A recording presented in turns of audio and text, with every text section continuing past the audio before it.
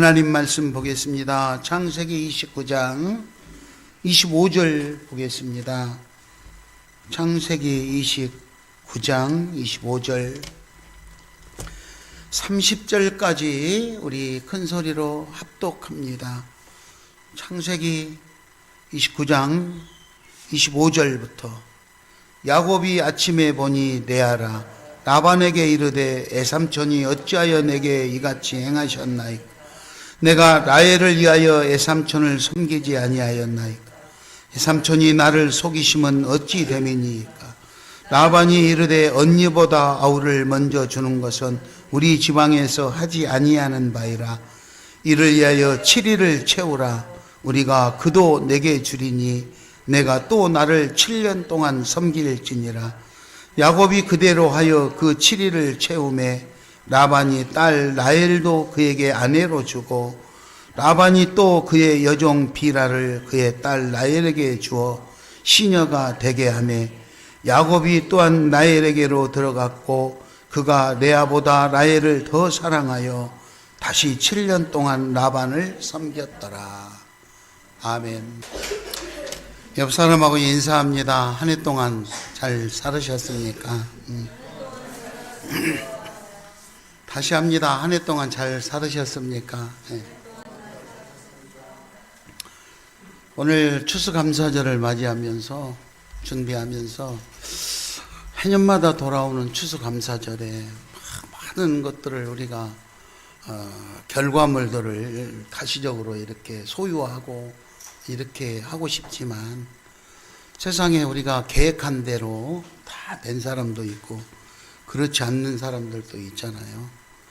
그래 이제 우리 전에 우리 부모님들을 어른들은 농사 잘 지었냐고 이렇게 인사들을 하죠. 인사.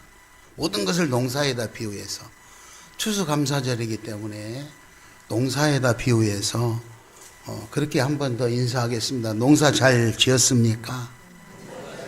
네. 심지어는 어른들이요 자녀들을 출산해서 잘 키우잖아요. 자녀들이 잘 되고 출세하고 그러면 자식 농사 잘 지었다고 이렇게까지 인사를 하는 것이 우리나라의 풍습이고 그 어른들이 그렇게 했었습니다. 자식 농사.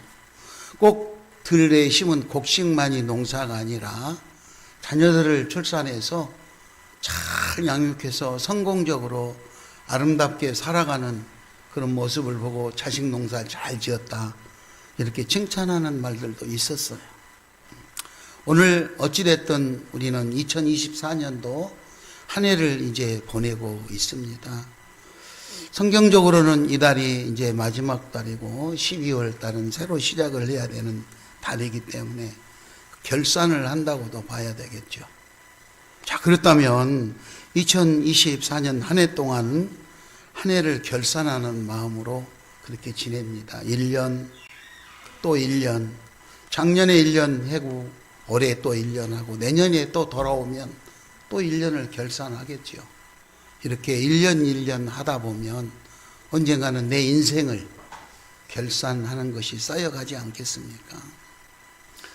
성경에 보면 한 달란트, 두 달란트, 5달란트를 나누어 주고 돌아와서 결산을 합니다. 그때 보고를 하죠. 나는 이렇게 남겼습니다. 그랬더니 착하고 충성된 종이라고 칭찬받는 사람이 있고 나는 이렇게 했습니다. 그랬더니 자기 딴에는 열심히 했음에도 불구하고 주인이 왜 그렇게 했느냐고 꾸중하면서 악하고 게으른 종이라고 있는 것마저 내놓으라고 그렇게 참 너무너무 인정하고 싶지 않는 속상한 그런 상황이 발생하는 것을 우리는 알고 있습니다. 역시 우리도 마찬가지 있죠.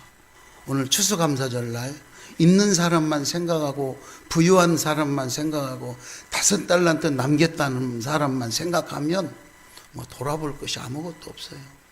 그러나 우리 중에는 최선의 노력을 경주했음에도 불구하고 내가 말할 수 없는, 내가 내 힘으로 감당할 수 없는 어려운 일들 때문에 힘들고 고난, 시련 속에서 여기까지 1년을 살아온 것만 해도 너무너무 수고하고 그렇게 애쓴 사람들이 있다.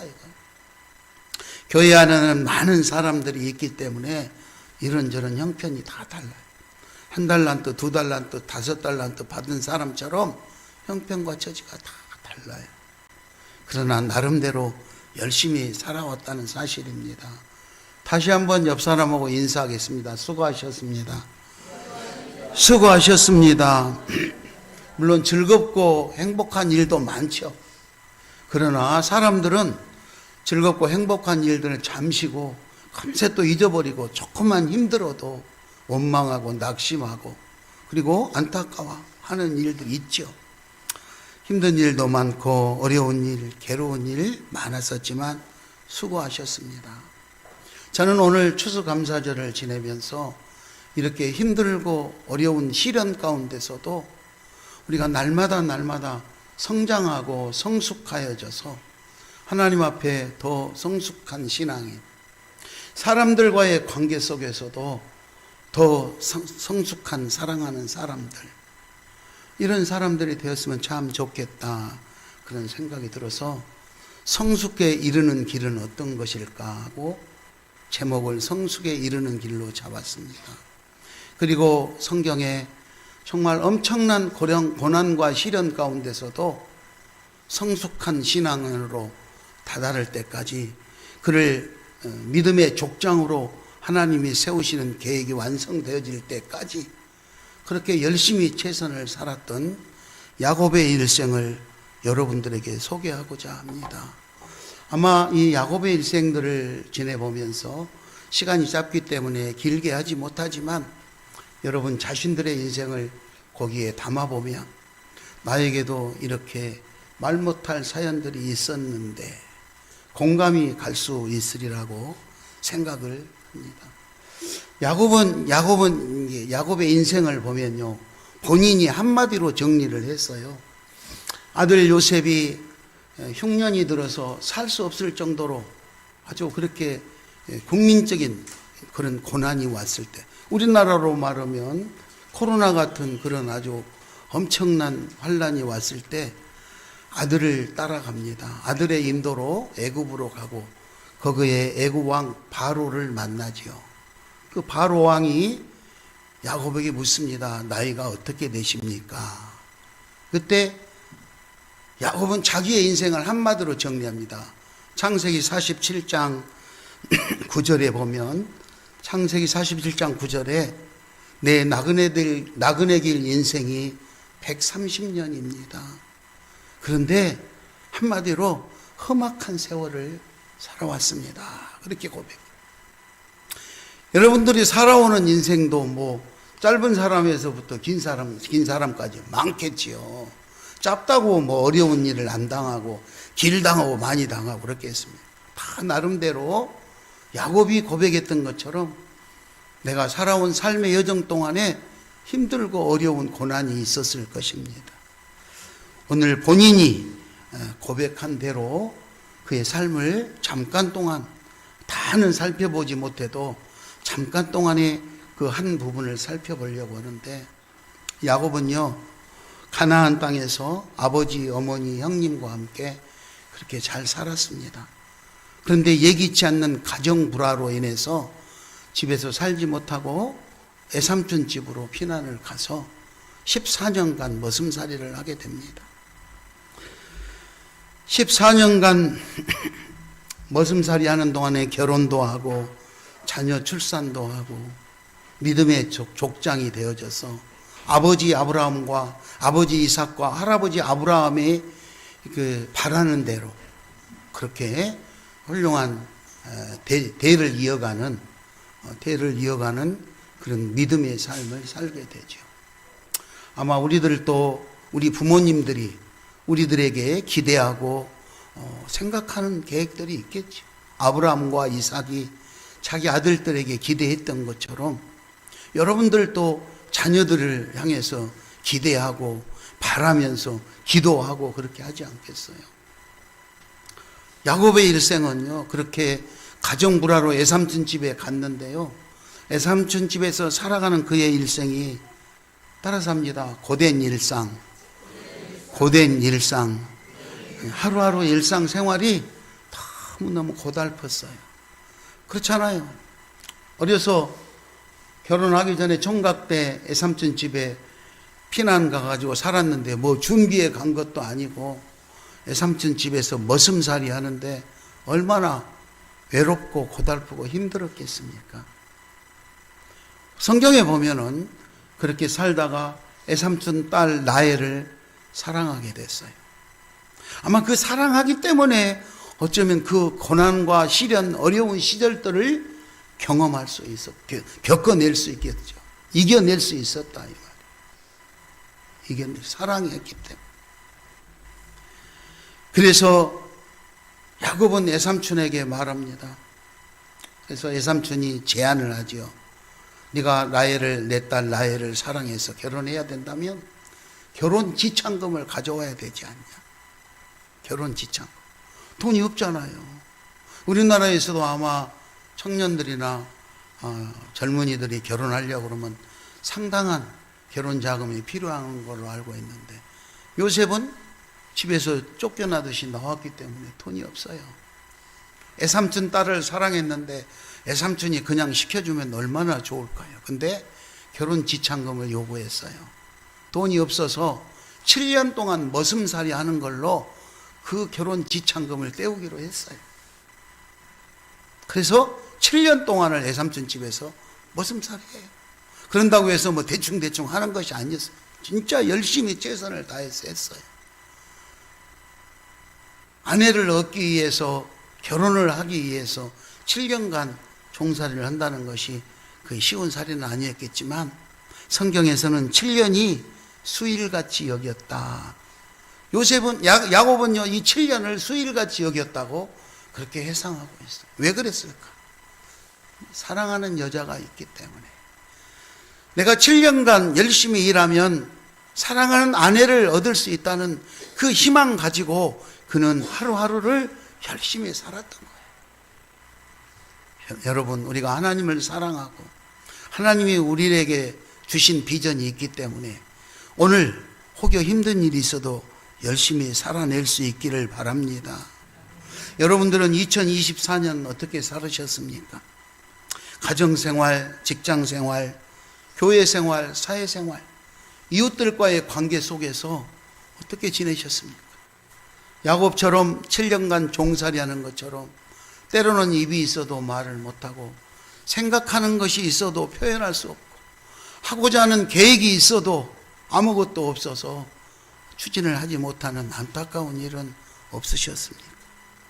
하나님을 사랑하고 사랑하는 사람이 있었기에 야곱이 7년의 머슴 생활을 버텼던 것처럼 어쩌면 우리가 생각하는 계획이 있고 꿈이 있고 우리를 사랑하는 하나님이 있기 때문에 오늘을 이루어낼 수 있었으리라 믿습니다. 여러분 수고 많으셨습니다. 야곱은 그렇게 해서 7년 동안을 수일처럼 그렇게 해서 드디어 결혼식 날이 왔습니다. 결혼식을 하고 이제 났는데 얼마나 기대를 했겠습니까? 7년 동안 일하고 결혼식을 했는데 너무 행복했겠지요. 그 행복하고 꿈을 가지고 결혼식을 하고 그랬는데 배신감을 당한 거예요. 아침에 일어나 보니 신부가 바뀌었어요. 25절을 우리 한번 읽겠습니다. 25절을 읽겠습니다. 야곱이 아침에 보니 레아라 라반에게 이르되 애삼촌이 어찌하여 내게 이같이 행하셨나이까? 내가 라헬을 사랑하기 때문에 삼촌에게 이렇게 헌신하고 7년 동안 했는데 어찌자고 신부가 바뀌었냐고 애삼촌한테 지금 항의하는 장면입니다. 당시에 그때 거기는 그 지방은요 결혼식 할 때 베일을 얼굴에다 이렇게 쓰기 때문에 신부를 알아보지 못한대요. 자고 나서 보니까 자기가 사랑하는 작은 딸이 아니라 큰 딸이었어요. 그래 애삼촌한테 항의를 했더니 애삼촌께서 26절에 언니보다 아우를 먼저 주는 것은 우리 지방에 하지 아니하는 거다. 반드시 언니가 먼저 간 다음에 아우를 가야 되기 때문에 우리 지방의 풍습대로 나는 그렇게 했노라고 외삼촌은 그렇게 말씀하십니다. 야곱이 들을 때는 변명이든 어쨌든 배신감을 느끼지 않겠어요? 너무너무 배신감을 느끼고. 여러분들은 어떻겠습니까? 내가 직장 생활 7년간 했는데 사장님이 나하고 약속을 깨뜨리고 이상한 것을 하면 여러분의 마음은 어떤 생각이 들겠습니까? 그럼 여러분은 어떻게 행동하시겠습니까? 그런데 배신감에 가득 찰 정도로 혼란스러운 상태에 있는 그 상황에서 외삼촌은 또 다른 제안을 합니다. 네가 사랑하는 라헬을 얻고자 하거든 7일을 더 채우라. 그러면 내가 네가 사랑하는 라헬을 줄 테니 라헬을 이제 얻고 난 후에 다시 7년간을 머슴살이 봉사를 하라고 그렇게 말합니다. 여러분, 이런 제안을 받으면 여러분은 어떻게 하시겠습니까? 사랑하는 여인을 얻기 위해서 이게 속였으니까 무효다고 내놓으라고 소송을 걸겠습니까? 아니면 어떻게 해결을 하시겠습니까? 사랑을 위한 봉사는 희생이 없으면 감당할 수가 없습니다. 눈물이 없으면 감당할 수가 없습니다. 눈물과 희생으로 감당했을 때 그곳에 기쁨이 따르게 되어 있습니다. 사랑하는 봉사는요, 자원하여 하는 거고 세월 때문에 의식하지 않고 어제나 오늘이나 내일이나 동일하게 끊임없이 봉사하는 거예요. 혹여 우리에게 조금 불합리한 일이 있다 할지라도 그 불합리한 것들을 초월해서 사랑하기 때문에 봉사하는 거예요. 봉사하는 거예요. 야곱은요, 외삼촌의 결정에 너무너무 배신감이 드는 것 같지만 사랑하는 아내를 민주적인 방식으로 얻으려고 했는지 어쩐지 모르지만 외삼촌의 제안을 수용해요. 예, 외삼촌 제가 따르겠습니다. 수용한다. 28절에 보면 야곱이 그대로 하여 그랬어요. 그대로 하여. 외삼촌이 제안한 대로 그대로 하여 7일을 채웠어요. 7일을 채웠더니 외삼촌이 작은 딸, 내가 사랑하는 라헬을 주어서 결혼식을 하고 그리고 7년간을 약속대로 7년간을 봉사하게 됩니다. 이제 외삼촌이 나를 속였으니까 7일 하고 나도 외삼촌이 속였으니까 나도 결혼식 끝냈으니 나는 7년 못해요. 그리고 뭐 도망갈 수도 있잖아요. 그런데 야곱은 그러지 않았어요. 약속한 대로 또 7년간을 봉사합니다. 얼마나 힘들겠어요. 이 사건을 여러분은 어떻게 생각하세요? 성경에는 두 가지 의미가 있다고 합니다. 첫째는 하나님의 섭리라고 수용하는 방법입니다. 오늘 외삼촌이 나를 속였지만 레아를 내게 얻게 하고 두 번째로 라헬을 얻게 하는 것은 하나님의 섭리라고, 하나님이 내 인생을 계획하고 하나님이 내 인생을 이끌어가고 하나님이 나를 통해서 계획하시는 일을 이루시고자 하는 하나님의 방법이라고, 하나님의 섭리라고 따르고 믿고 수용하는 것이지.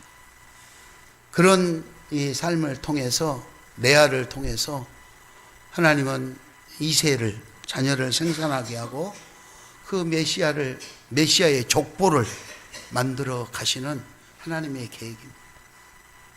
야곱의 네 아내를 통해서 12명의 자녀를 생산하게 했고 그 사람들이 바로 12지파를 이루어가는 하나님의 계획이 완성되어져 가는 것이죠. 여러분, 오늘 우리가 이 땅에 살아가면서 하나님께서도 저와 여러분들을 통해서 이루시고자 하는 계획이 있을 줄 믿습니다. 그 계획이 내 생각에는 맞을 수도 있고 때로는 나와 일치하지 않을 때도 있겠죠. 그럴 때 우리는 어떻게 선택을 하고 어떤 결정을 할 것인가? 첫째가 하나님의 섭리였다고 믿는 것입니다. 잠언 16장 33절에 보면 제비는 사람이 뽑으나 모든 일을 작정하기는 여호와께 있느니라 그랬어요. 제비 뽑기를 해도 내가 뽑는 것 같지만 그것을 하나님이 뽑게 해준다고 믿는 것이죠. 저도 행사 때마다 많이 다녀봤어요. 행사에 가면은 꼭 이게 뽑기를 하잖아요. 어떤 때는 사람 많이 참여하게 하려고 뭐 봉고차 몇 대 막 이게 걸었다고 그래요. 뭐 차를 걸었다고 그러면은 그 차 받으려고 많은 사람들이 와요. 그렇게 하는데 평생 동안 저는 한 번도 이 뽑기에 뽑혀본 적이 없어요. 제 친구 목사님이 저기 전라도 군산 섬에서 목회를 하는데, 그 섬에서 목회를 하는 목사님인데, 그 목사님은 갈 때마다 안 뽑힐 데가 없어요. 꼭 뽑혀요. 그럼 그 친구는 아예 입에다 달고 살아. 나는 꼭, 하나님이 나는 꼭 뽑아주는데 왜 이번에는 안 뽑히지? 이러고 있는데 아니나 다를까 끝나기 전에 꼭 뽑혀요. 그 사람. 그래서 저는 가서 기도해요. 하나님 나도 한 번만 좀 뽑게 해주세요. 근데 저는 절대로 뽑혀지지 않아요. 그러면은 제가 상처받지 않으려고 이렇게 이야기를 해요. 야, 그걸 뭐 뽑아가지고 받으려고 그러냐. 받는 사람보다 주는 사람이 복이 있다 그랬어요.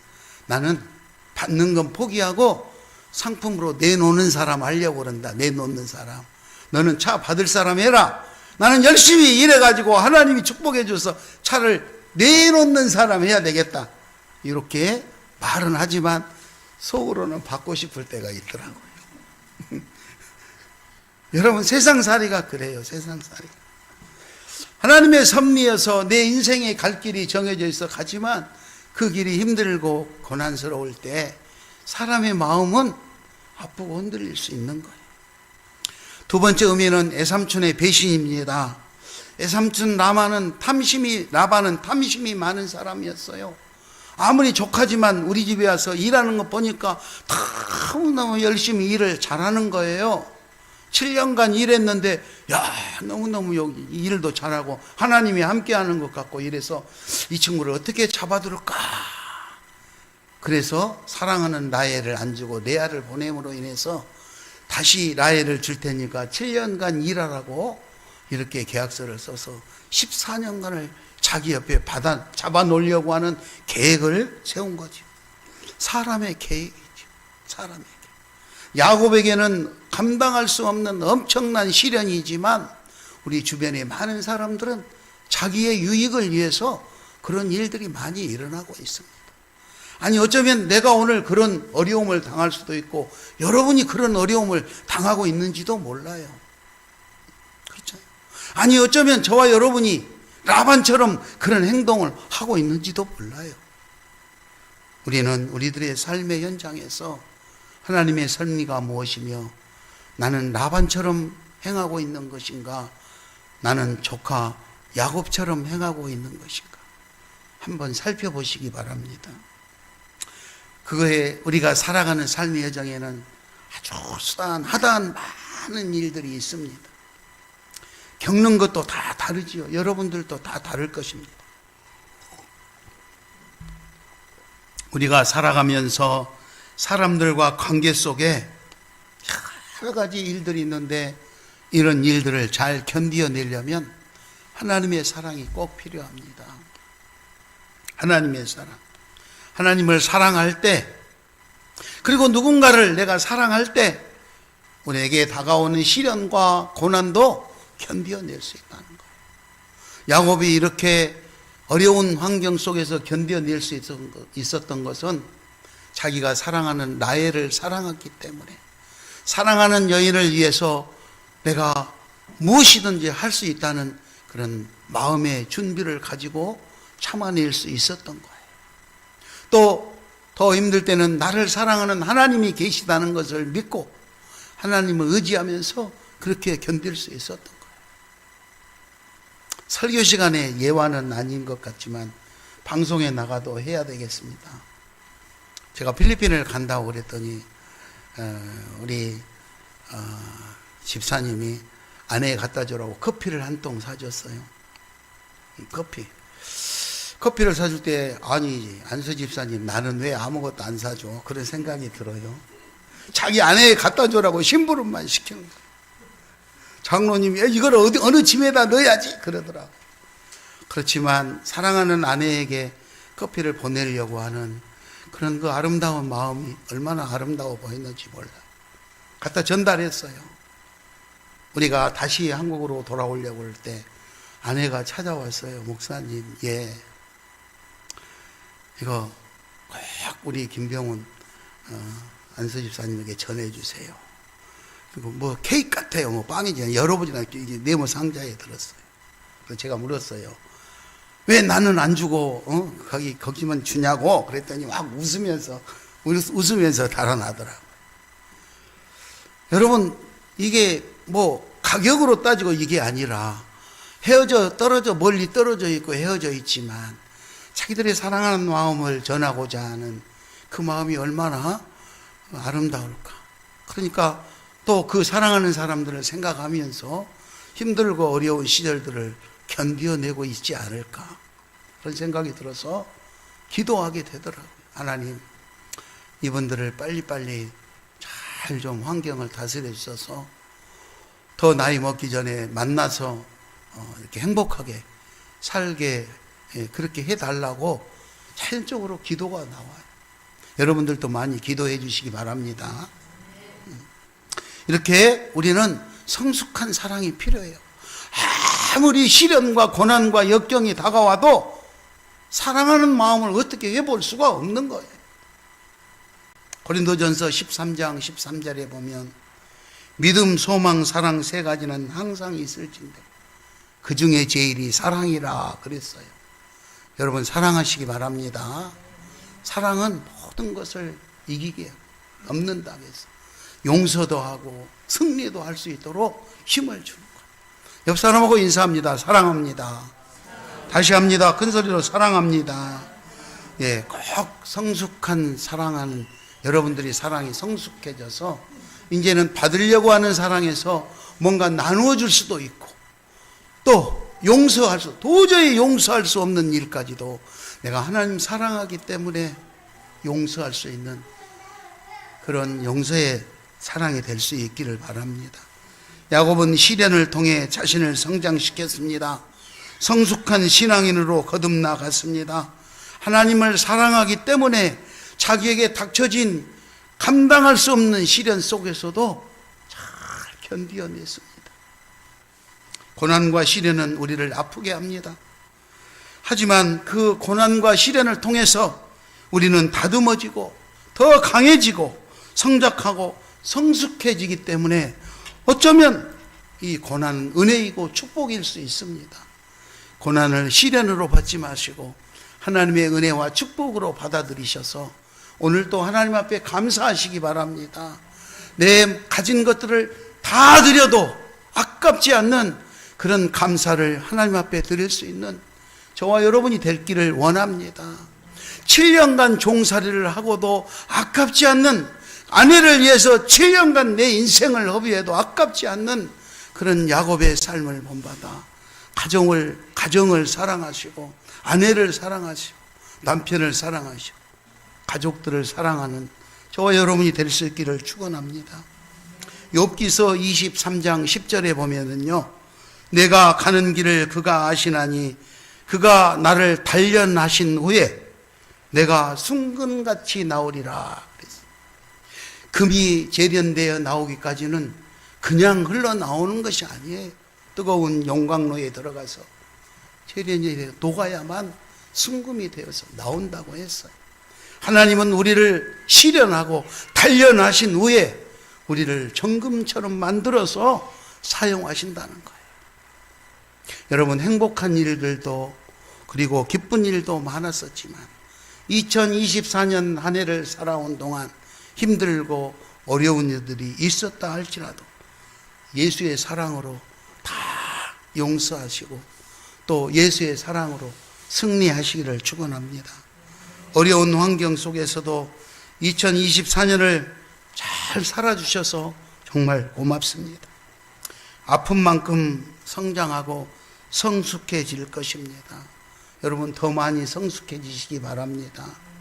저는 이게 추수감사절이나 성탄절이나 부활절이나 이런 절기가 돌아올 때 되면 때로는 너무너무 마음이 안타까울 때가 있어요.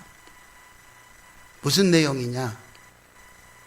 명절이 되면 고향에 계신 부모님들은 자녀들이 돌아오기를 기다려요. 객지에 도시에 나가서 살고 있는 내 자녀들이 이번 명절에는 올려나, 이번 명절에는 올려나, 그렇게 기다려.